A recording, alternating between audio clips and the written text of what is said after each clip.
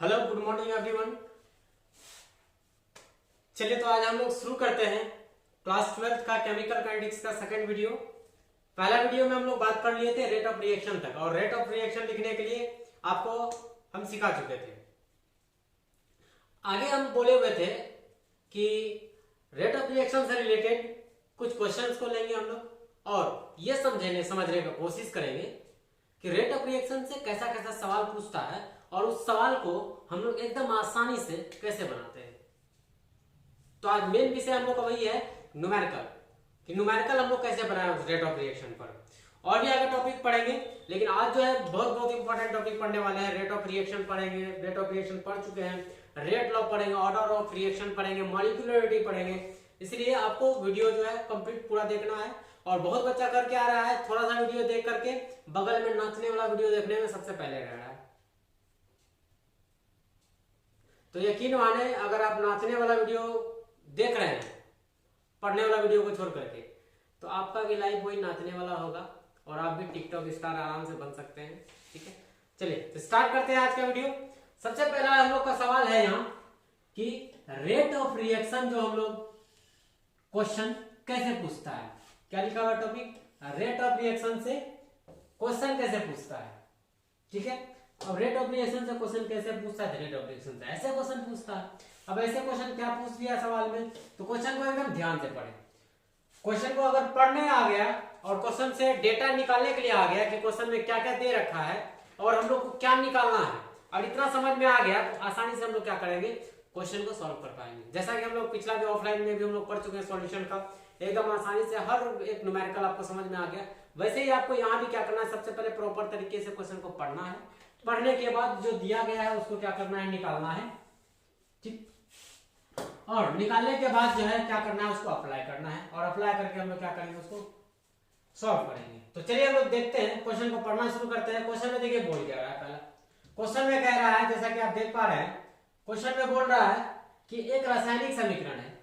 क्या है, रासायनिक समीकरण है, मतलब ये केमिकल रिएक्शन है। और वो केमिकल रिएक्शन कुछ इस प्रकार है कि 2A रिएक्टेंट है और इससे जो प्रोडक्ट जो बन रहा है वो प्रोडक्ट बन रहा है 4B+C। मतलब 2A जो है किसमें चेंज हो रहा है, वो चेंज होकर के बना रहा है 4B+C। और ये अवस्था किसमें है, गैसीय अवस्था में, एक बंद पात्र में होती है। मतलब ये जो रिएक्शन है वो एक गैसीय अवस्था में है, और ये गैसीय अवस्था में है, और ये किसमें हो रहा है, बंद पात्र में हो रहा है। यहां तक सबको समझ में आया। आगे वो कह रहा है कि 10 सेकेंड जब समय बीत जाता है, कितना समय बीत जाता है, बोल रहा है कि 10 सेकेंड जब समय हो जाता है, 10 सेकेंड बाद जो है रिएक्शन का में जो परिवर्तन आता है वो इस प्रकार आता है कि ये जो B है, B का सांद्रता जो है कितना बढ़ जाता है, 5 × 10⁻³ इतना सांद्रता बढ़ जाता है। अब बढ़ जाता है तो बोल रहा है कि B का जो है बढ़ने का दर जो है वो क्या होगा, मतलब B जो है कितना स्पीड से बनेगा, या फिर B जो है कितना वेलोसिटी से बनेगा। B का बढ़ने का दर बताइए, दर बोलिए, वेलोसिटी बोलिए, रेट बोलिए। ठीक है, तो वो निकालना है हम लोग को पहला। दूसरा बोला है कि अभिक्रिया का दर बताइए कि अभिक्रिया किस रेट से कंप्लीट हो रहा है। तीसरा सवाल इसमें बोला है कि बताइए A का लुप्त होने का दर क्या होगा। लुप्त होने का मतलब होता है कि A में जो कमी आएगा वो कितना स्पीड से आएगा, A में जो कमी आएगा वो कितना स्पीड से आएगा, कितना वेलोसिटी से आएगा, कितना रेट होगा इसका कमी का, तो वो हम लोग को निकालने बोला है।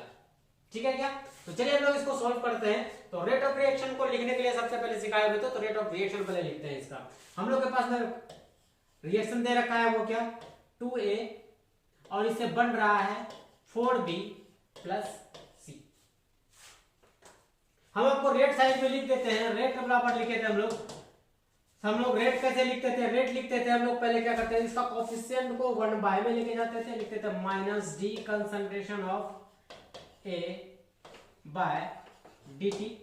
लेकिन इसका जो कोफिशिएंट होता था उसको कहां लेके जाते थे, 1/2 में लेके जाते थे, नेगेटिव। और प्रोडक्ट का लिखना है तो पॉजिटिव लिखते थे, +1/4 D कंसंट्रेशन ऑफ B/dt। ये भी समझ में आ गया।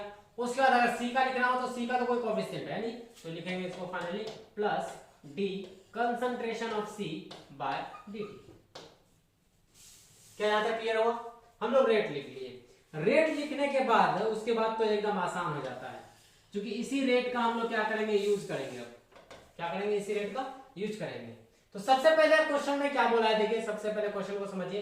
क्वेश्चन में बोल रहा है कि बताइए कि बी का बढ़ने का दर क्या होगा अगर हम लोगों को कंसंट्रेशन दे दे, टाइम भी बता दे कि कंसंट्रेशन दे दे हम लोगों को और टाइम भी बता दे, तो क्या हम लोग कंसंट्रेशन का रेट का फॉर्मूला नहीं लगा सकते?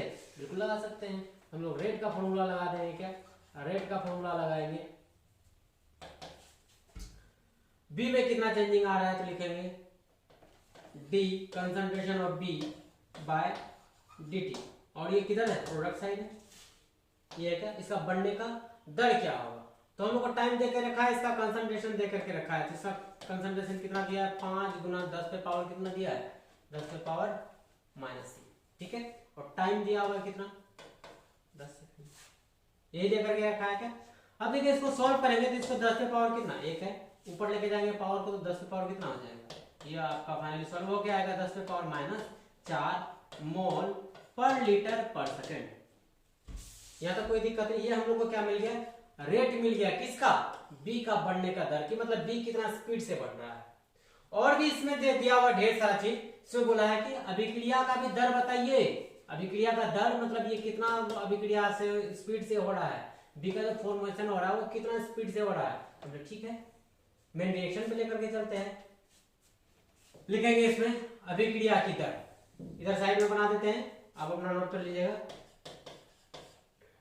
अभिक्रिया की दर, ठीक, अभिक्रिया का दर। अभिक्रिया का दर कैसे निकाले हम लोग, अभिक्रिया का दर निकालने के लिए क्या लिखेंगे, 1/4 d concentration of B by dt। ये हो गया 1/4 और इसका तो हम लोग वैल्यू निकाल चुके हैं। कितना निकाले वैल्यू इसका हम लोग, 5 × 10 पे पावर -4 रख देंगे। 5 × 10 पे पावर कितना, -4 मोल पर लीटर पर सेकंड। क्या यहाँ तक समझ में आया? उसका जब इसको हम लोग डिवाइड करेंगे 4 से 5 को, ये आएगा 1.25 × 10 पे पावर -4 मोल पर लीटर पर सेकंड। यहाँ तक तो कोई दिक्कत नहीं है।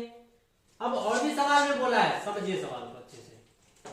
सवाल में और क्या बोला है कि बी के लुप्त होने की दर बताइए, सॉरी ए के लुप्त होने की दर बताइए। किसके बारे में बोल रहा है, ए के बारे में बोल रहा है, तो बताएंगे ना ए के लुप्त होने के बारे में। क्या लिखेंगे, 1/2 d concentration of A by dt लिखेंगे। यहाँ लिखेंगे ए के लुप्त होने का दर क्या आएगा, 1/2, क्योंकि नेगेटिव में आएगा, d concentration of A by क्या, dt। लेकिन हम लोग तो एक चीज जानते हैं कि ए का लुप्त होने का दर बराबर होता है किसका, 1/4 d concentration of B by dt का। इसी के तो बराबर है, जैसा कि हम लोग ऊपर में लिखे हुए हैं रेट ऑफ रिएक्शन। देखिए दिखाते हैं आपको, रेट ऑफ रिएक्शन हम लिखे हुए हैं। क्या हम लोग इसको इक्वल नहीं कर सकते, इस वाले को और इस वाले को इक्वल कर दिए, और इक्वल करने के बाद क्या करेंगे, हम लोग को ये वाला वैल्यू निकालना है, तो हम लोग को क्या करें, सॉल्व कर लेते हैं इसको। देखिए कैसे सॉल्व करें।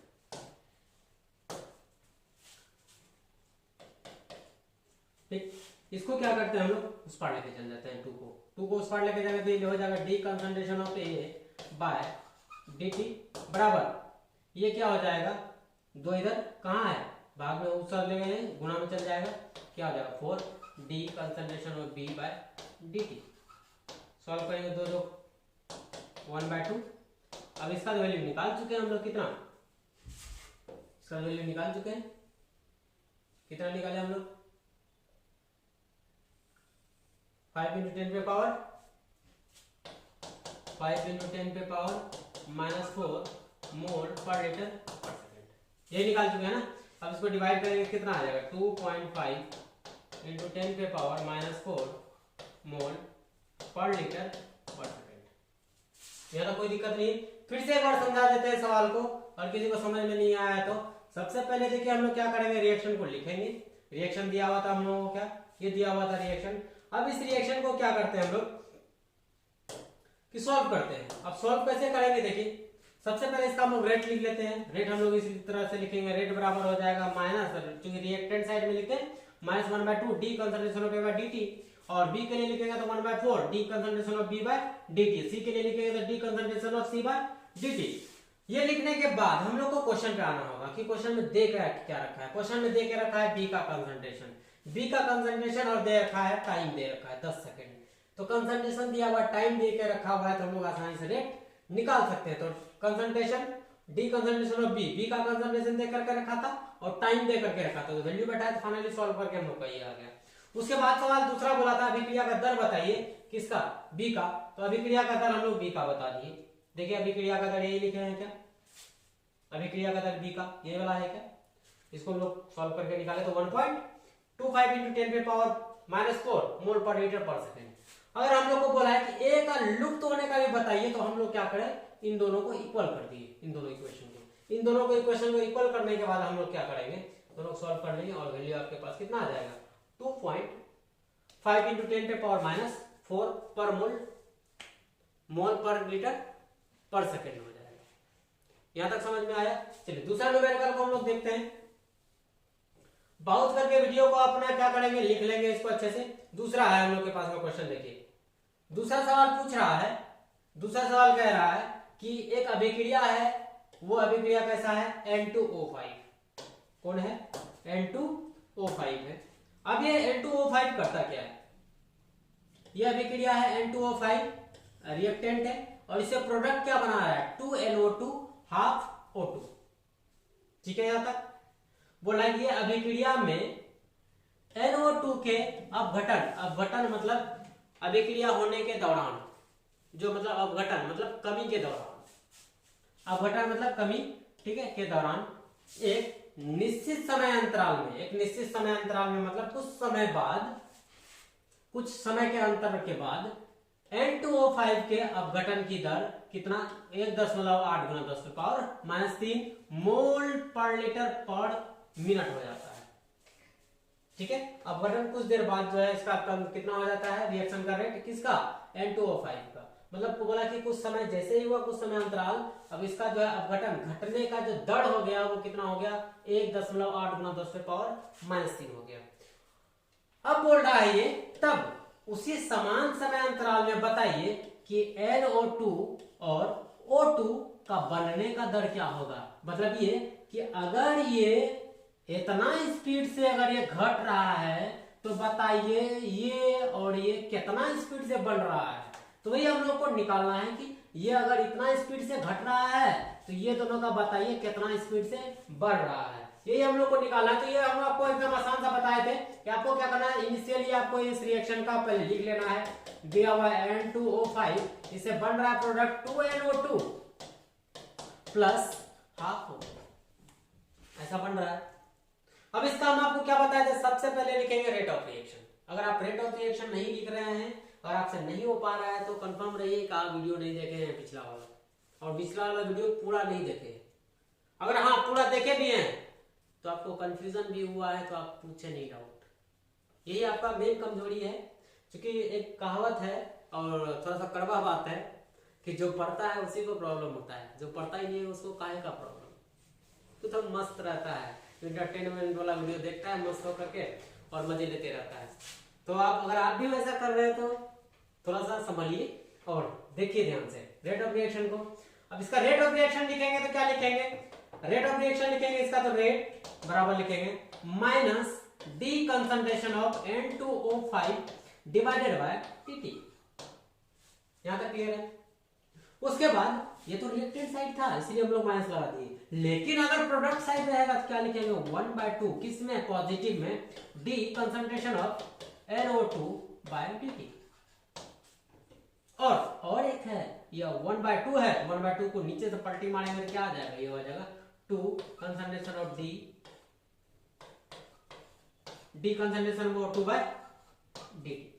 ये हम लोग फाइनली हम लोग इसका रेट लिख चुके हैं। अगर आपको रेट लिखने आ गया तब तो एकदम आसान है। काहे का आसान, हाँ काहे का आसान इसलिए आसान कि N2O के अपघटन की दर दे करके रखा है, मतलब ये वैल्यू दे करके रखा है मतलब आपको गिवन है, एकदम आसान कर दिया है क्वेश्चन को। क्या किया है वो बोल दिया है कि भाई साहब हम जो है ऐसा दे करके रखे हैं, आप घबरा कह रहे हैं, बाकी तो सब बना ही लेंगे आप। ये आपको हम दे करके रखे हैं, कितना दे करके रखे हैं 1.8 इंटू 10 पे पावर कितना दे के रखा है क्वेश्चन में भाई, 10 पे पावर -3 दे करके रखा है। इतना मोल पर लीटर पर सेकंड, इतना दे करके रखे हैं वैल्यू। अगर आपको इतना का वैल्यू अगर मिल जाए, नहीं लगता है आपको कि नहीं इसको इससे बराबर कर देंगे तो इसका मान निकल जाएगा, इसको अगर इसके बराबर कर देंगे तो ये दोनों का इसका मान मिल जाएगा, तो वही तो करना है, एकदम आसान है। पहले क्या करेंगे, इन दोनों को हम लोग इक्वल कर लेते हैं। इन दोनों को इक्वल करेंगे तो क्या करेंगे, पहले लिखा D concentration N2O5 by dt बराबर 1/2 d concentration NO2 by dt। चलिए साइड में बता देते हैं, इसको लिखते हैं। हम लोग को क्या लिखना है, D concentration of N2O5 by dt, यही ना, बराबर किसका कर देंगे, लिखेंगे क्या 1/2 d concentration of NO2 by dt। अरे भैया इसका तो मान दे करके रखा है, इसका मान कितना देखा रखा है 1.8 इंटू 10 पे पावर -3, और ये देखे हमको मिल गया d concentration of NO2 by क्या dt। यहां तक किसी को कंफ्यूजन नहीं। अब देखिए एकदम आसान है, इसको इधर दौड़ा देंगे, चल आ जा तू इधर, अगर दौड़ा दें इसको तो ये क्या हो जाएगा, 2 से इसको गुणेंगे तो गुना 8 गुना 16, 2 से इसको गुना करेंगे तो 2 एकम 2, 2 और 1 3, 3 पॉइंट कितना आ जाएगा 6 इंटू 10 पे पावर -3 मोल पर लीटर पर सेकंड, बराबर ये निकल गया आपको d concentration of NO2 by dt। मतलब NO2 जो जिस स्पीड से बन रहा है वो कोई और स्पीड नहीं है, यही है, इतना स्पीड से NO2 का फॉर्मेशन हो रहा है, इतना स्पीड से NO2 बन रहा है। चलिए तो हम लोग देख लेते हैं O2 कैसे बनता है, O2 का स्पीड बता दें हम जरा। O2 को भी हम लोग क्या करेंगे, बराबर कर लेंगे N2O5 डिवाइडेड बाय, यहाँ लिख लेना अगेन, ठीक, divided by dt is equal to क्या लिखे थे, d concentration of O2 by dt। क्या आपको इसका मान पता है? अगर आपको इसका मान पता है तो आसानी से इसका मान निकाल सकते हैं, रखें मान इसका। देखिए हम लोग कैलकुलेशन करते समय क्या प्लस माइनस कभी भी नहीं लगेंगे, ये सिर्फ इतना बताता है कि रिएक्टेंट घट रहा है और प्रोडक्ट बढ़ रहा है। तो हम लोग क्या करेंगे, इसका वैल्यू रखेंगे 1.8 इंटू 10 पे power -3 is equal to d concentration of O2 by dt। अरे ज्यादा तो फास्ट नहीं बोल रहे ना, चलिए इसको दोहराएंगे, इधर कहेंगे चल इधर तू किस में है, गुना में है, इधर आएगा तो कहां चल जाएगा, भाग में चल जाएगा, तो बोले आ जा, 10 से पावर कितना 3 डिवाइडेड बाय क्या 2 d concentration of O2 by dt। अब इसको आप भी जानते हैं, इसको भगाएंगे तो क्या हो जाएगा, भाग दे देंगे तो ये आएगा 0.9 इंटू 10 पे पावर -3 मोल पर लीटर पर सेकंड। है क्या भाई क्वेश्चन, एकदम आसान है। चलिए अगला क्वेश्चन, आई होप समझ में आ गया होगा। और आप क्या करें, वीडियो को ऐसे कैसे लिखें, तो वीडियो को क्या करें, आप पॉज कर लें और पॉज करके आराम से अस्थाई से बैठ करके इसको कॉपी में नोट जरूर कर लें, और हर क्वेश्चन को नोट करते जाए, क्योंकि हम लास्ट टाइम में एक पीडीएफ देंगे और पीडीएफ में ढेर सारा न्यूमेरिकल होगा, वो आपको बनाना भी है। अब ऐसा नहीं फोकटबाजी करने थोड़े ना दे देंगे ऑनलाइन पढ़ाने में। चलिए नेक्स्ट हम लोग देखते हैं, अब हम लोग का न्यूमेरिकल नहीं है, अब थोड़ा सा पार्ट है थियोरेटिकल। थियोरेटिकल पार्ट को जरा सा समझते हैं कि उसमें लिखे हुए थे हम लोग, जब डेफिनेशन लिखाए थे केमिकल काइनेटिक्स का, कि इस चैप्टर में हम लोग उन चीजों के बारे में अध्ययन करने वाले हैं। सबसे पहले कि कितना स्पीड से कोई रिएक्शन हो रहा है, दूसरा चीज कि इस रेट ऑफ रिएक्शन को जो है कौन कौन सा कारक जो प्रभावित करता है, किस किस चीज से ये प्रभावित होता है। तो उसी को हम लोग अगला टॉपिक है हम लोगों का कौन सा, फैक्टर अफेक्टिंग ऑफ क्या, factor affecting of rate of reaction, अभिक्रिया के वेग को प्रभावित करने वाले कारक कौन कौन सा है। तो सबसे पहला कारक हम लोग समझते हैं क्या, कि कंसंट्रेशन ऑफ रिएक्टेंट, कि कंसंट्रेशन ऑफ रिएक्टेंट ज्यादा होगा तो उसका रेट ऑफ रिएक्शन पर क्या प्रभाव पड़ेगा। अगर रिएक्टेंट अभिकारक साइड अगर ज्यादा मात्रा में ले लेगा हम लोग रिएक्टेंट को, तो प्रोडक्ट कितना जल्दी से बनेगा या फिर स्लो बनेगा या फिर फास्ट बनेगा, उसको हम लोग क्या करते हैं, डिस्कस कर लेते हैं। ठीक है, तो यहाँ लिखा हुआ है रासायनिक अभिक्रिया का वेग अभिकारक के सांद्रता के गुणनफल के क्या होता है, समानुपाती होता है। मतलब ये बोल रहा है कि अभिक्रिया का जो रेट होता है वो समानुपाती होता है कंसंट्रेशन किसका, रिएक्टेंट का। रिएक्टेंट का कंसंट्रेशन का अगर ये समानुपाती होता है तो हम लोग एक चीज तो जानते हैं भाई, एक मिनट लिख देते हैं सही से, कंसंट्रेशन ऑफ रिएक्टेंट। रिएक्टेंट मतलब तो समझ में आ रहा है ना, ये अभिकारक है। तो अब अगर अभिकारक समानुपाती का मतलब होता है इधर अगर बढ़ाएंगे तो इधर भी बढ़ेगा, ये भी समझ में नहीं आ रहा होगा। सिंपल सा बात है इसको समझने में। देखिए कैसे समझे इसको, रेट को, कि कंसंट्रेशन पे कैसे डिपेंड करता है। अगर हम लोग इतना इधर रख दें, इतना मटेरियल रख दें ढेर सारा, और इधर ढालू बना दें, ढालू मतलब समझते हैं, अरे ढालू मतलब समझते हैं, ढाल वाला रास्ता अगर बना दें हम लोग तो क्या होगा, तो ये मटेरियल क्या होगा, जल्दी जल्दी जाएगा। लेकिन हम लोग कम मटेरियल है तो ये मटेरियल क्या जल्दी जल्दी जाएगा, उससे भी समझ में नहीं आ रहा है। तो और एक काम कर सकते हैं, एक सिंपल सा इसको पहचानते होंगे और अक्सर ये बच्चा को समझ में आ जाता है, इसको दो बोला जाता है, इसको हम लोग बोलते हैं टीप, या फिर कुछ लोग बोलता है इसको काग। और ये वही है जिसमें हम लोग तेल भरते हैं। इससे बेहतर तरीके से समझ में आएगा आपको। जैसे हम लोग इधर तेल को फुल कर लिए, एक में हम लोग 2 टिप लिए, क्या लिए हम लोग 2 टिप लिए, एक टिप में क्या किया हम लोग कम भरे, कम तेल भरे, और एक टिप में क्या किया हम लोग ज्यादा तेल भरे, एक में फुल कर दिए पूरा, ठीक। एक में हम लोग फुल कर दिए कि अब वो ये उल्टी करने वाला है, मतलब ये ऊपर से बहने वाला है। और एक में क्या किया हम लोग, दोनों का भी फिलहाल बंद करके रखे हुए हैं। दोनों ये टिप छोटा बड़ा बना है, लेकिन दोनों टिप कैसा है, समान है। इसमें कम भरे हुए हैं, इसमें ज्यादा भरे हुए हैं। जरा आप बताइए किसमें ज्यादा स्पीड से निकलेगा, कहे सर इसी से निकलेगा ज्यादा। क्यों, कहे कि इसमें ज्यादा मात्रा है। मात्रा मतलब क्या, ये अभिकारक ज्यादा है। ये अगर अभिकारक ज्यादा है और इसमें अभिकारक कम है, इसमें तो धीरे धीरे निकलेगा, क्योंकि इसमें ज्यादा लोड, सब सारा कम जो है दौड़ेगा नीचे। कहाँ दौड़ेगा, नीचे दौड़ेगा। नीचे दौड़ेगा तो वो स्पीड ज्यादा स्पीड से निकलेगा। जितना ज्यादा स्पीड से निकलेगा इसका रेट क्या होगा, कम समय लगेगा निकलेगा कंप्लीट होने में। तो यहाँ रिएक्टेंट का कंसंट्रेशन जितना ज्यादा होगा, रिएक्टेंट का सांद्रता जितना ज्यादा होगा, रेट भी क्या होगा रिएक्शन का उतना ही ज्यादा होगा। क्योंकि रेट ऑफ रिएक्शन जो है किसके समानुपाती होता है, कंसंट्रेशन ऑफ रिएक्टेंट का। ऐसा हम लोग पढ़ेंगे रेट लॉ में, आगे हम लोग का टॉपिक है रेट लॉ। एक तो ये हो गया हम लोग का।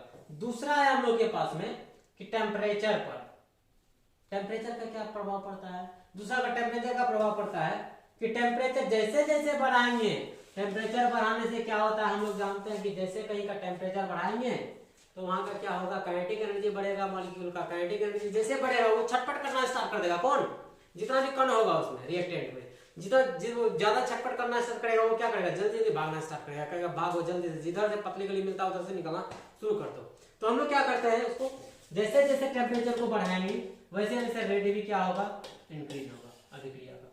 मतलब जैसे जैसे ताप को बढ़ाते जाएंगे मॉलिक्यूल का काइनेटिक एनर्जी बढ़ते जाएगा, काइनेटिक एनर्जी जैसे जैसे बढ़ेगा और ज्यादा स्पीड हो जाएगा रिएक्शन का, मतलब ज्यादा तेजी से रिएक्शन कंप्लीट होना शुरू हो जाएगा।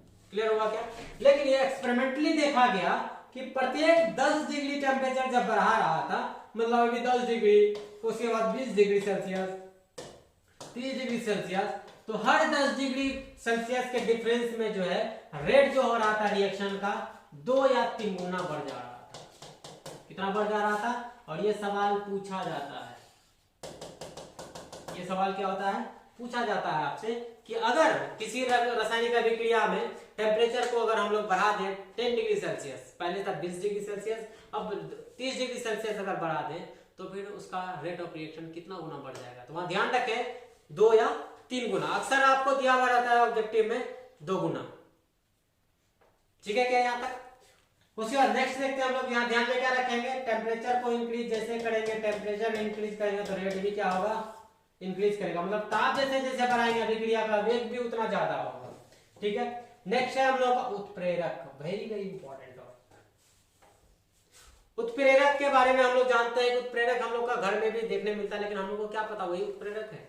इन जनरली हम लोग का क्या होता है, घर में दूध लाता है, दूध को गर्म करते हैं, गर्म करने के बाद जब उसको दही में कन्वर्ट करना होता है तो उसमें हम लोग जोरन डाल देते हैं। जोरन मतलब क्या, पुराना दही ढूंढ करके लाते हैं पड़ोसिया के यहाँ से, पड़ोसिया के यहाँ से ला करके हम लोग क्या करते हैं उसमें थोड़ा सा जोरन डाल देते हैं, और सुबह सब तक पता चलता है कि वो जम गया। जमा क्यों, क्योंकि उसमें हम लोग कैटलिस्ट डाले। या फिर दूसरा चीज हम लोग ऐसे भी देख सकते हैं, कोई दूध को ले, दूध में हम लोग कोई खट्टा चीज अगर डाल दे, वो भी कैटलिस्ट का काम कर जाता अब ये कैटलिस्ट किस में बदला, वो दूध से पनीर में चेंज कर देता है उसको। ठीक है, तो अब समझिए ये होता क्या है आखिर बेसिकली, यहां हम लोग कैसे समझे इसको। यहां समझ लेते कि हम लोग क्या करें, ये कैटलिस्ट वैसा पदार्थ होता है जो खुद रासायनिक अभिक्रिया में भाग लेता नहीं है, जो क्या करता है, खुद रासायनिक अभिक्रिया में भाग नहीं लेता है, लेकिन ये रासायनिक अभिक्रिया का रेट को क्या करता है, वेग को या तो बढ़ा देता है या तो घटा देता है। क्या करता है, या तो अभिक्रिया का वेग को बढ़ा देता है या फिर घटा देता है। याद रहेगा क्या ये। तो यहां अगर हम लोग सपोज रिएक्टेंट साइड अगर 5 ले, इधर अगर प्रोडक्ट बन रहा है तो इधर भी ऐसा नहीं कि इधर अगर 5 केजी 4 ले रहे हैं तो 5 केजी और इधर ले रहे हैं तो इधर भी आपका प्रोडक्ट साइड भी 5 केजी ही होना चाहिए। अब ऐसा नहीं कि इधर आप लिए 5 केजी और 2 केजी का कैटलिस्ट डाले और इधर बना दिया 7 केजी, ये गलत होगा।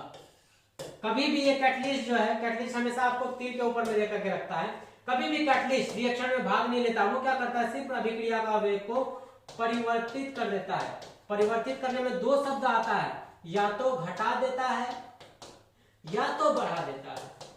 मतलब अगर कोई तेज अभिक्रिया चल रहा है, बहुत जल्दी से बोल रहा है, हो रहा है, तो उसको बोलता है भाई रुक, इतना जल्दी कहाँ है जाने का, धीरे धीरे चल। तो उस अभिक्रिया को क्या करता है, वो स्लो करता है। एक तो स्लो करने के लिए हम लोग कैटलिस्ट मिलाते हैं। दूसरा, कोई अभिक्रिया अगर धीरे धीरे चल रहा है, जल्दी मतलब टारगेट पर नहीं पहुंच रहा है, जल्दी प्रोडक्ट का फॉर्मेशन नहीं कर रहा है, तो वैसे हम लोग क्या करते हैं, रिएक्टेंट में मिलाते हैं कैटलिस्ट और कहते हैं जल्दी भाग, जल्दी से पहुंच टारगेट तक, जल्दी से कंप्लीट हो।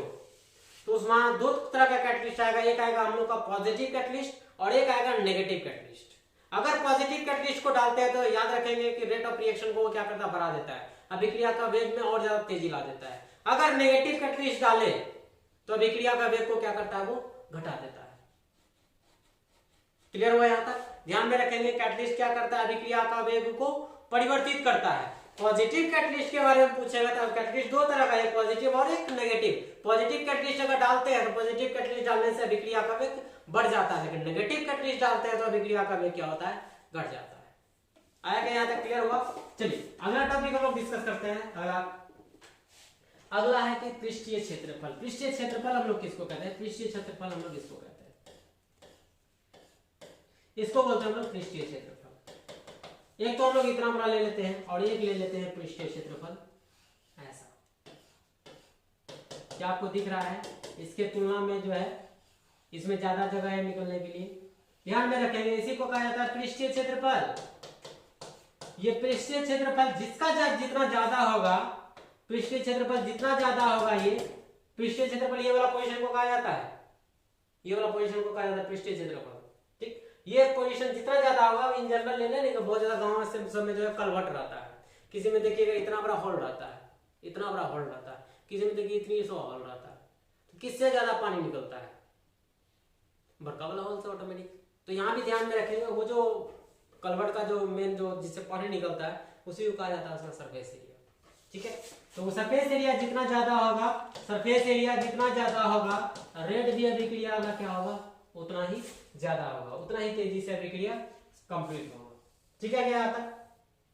चलिए अगला है हम लोग का टॉपिक रेट लॉ, या फिर इसको बोला था रेट इक्वेशन, वेग का नियम या फिर वेग समीकरण। और यही है काफी ज्यादा इंपॉर्टेंट टॉपिक। क्या है, काफी ज्यादा इंपॉर्टेंट टॉपिक है और इससे ढेर सारा सवाल यहाँ से उठता है।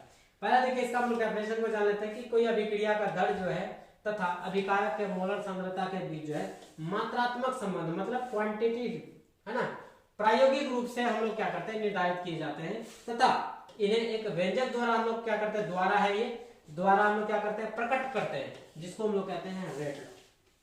मतलब एक्सपेरिमेंटली क्या करते हैं हम लोग, अभिक्रिया का दर और अभिकारक का मोलर सांद्रता के बीच में संबंध निकालते हैं और संबंध को एक्सपेरिमेंटली जब निकालते हैं, निकालने के बाद जो है एक व्यंजक लिखते हैं और उसी व्यंजक को बोला जाता है रेट लॉ या फिर बोला जाता है उसको रेट इक्वेशन। याद क्लियर है। अब ये रेट इक्वेशन कहता क्या है, रेट लॉ कहता क्या है, ये इस नियम के अनुसार हम लोग क्या जानते हैं, इस नियम के अनुसार किसी रासायनिक अभिक्रिया का वेग जो होगा अभिकारक के सांद्रता के गुणनफल के समानुपाती होगा। अब अभिक्रिया का अभिकारक कौन सा होगा, गुणनफल का समानुपाती कैसे होगा, इसको जरा समझते हैं। मान लेते हैं हम लोग एक रिएक्शन कि A प्लस B से बना रहा है प्रोडक्ट कुछ भी,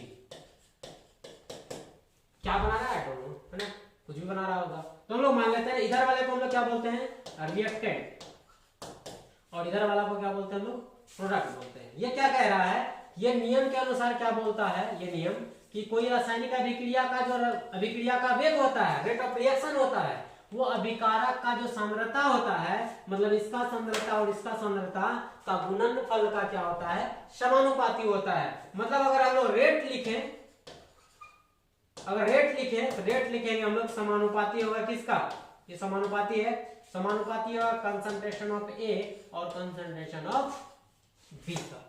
लेकिन यहाँ एक मजे वाला बात है, मजे वाला बात ये कि यहाँ पे आपको एक कांस्टेंट मिलेगा, ले लेते हैं स्मॉल ए और स्मॉल बी, या फिर एक्स वाई ले सकते हैं, आप एक्स वाई भी ले सकते हैं, या फिर दूसरा भी ले सकते हैं, एम और एन भी ले सकते हैं, कोई दिक्कत नहीं है। हम लोग क्या लिए हैं, ए और बी लिए हैं, कंसंट्रेशन का पावर।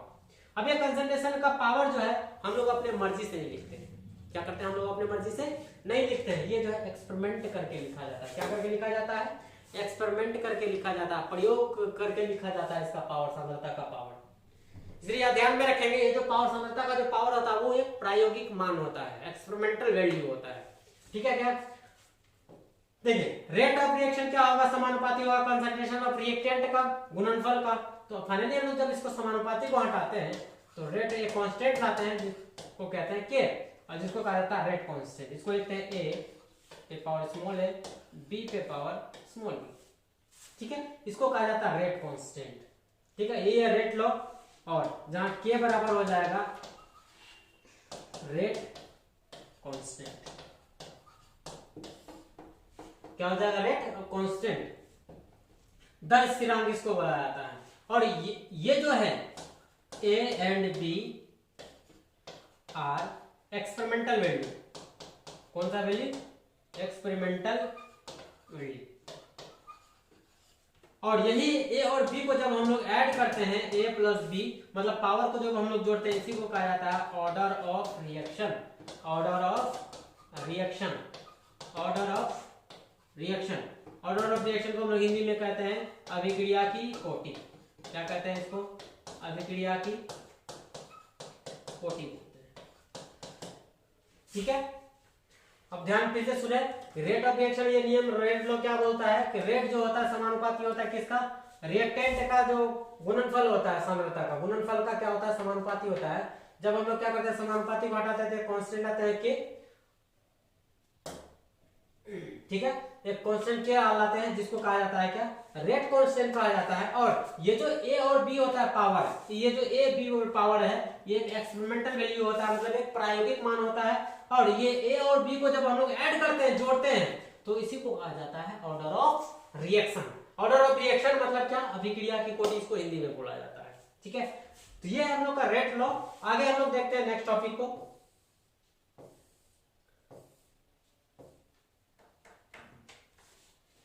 देखिए, ध्यान दीजिए,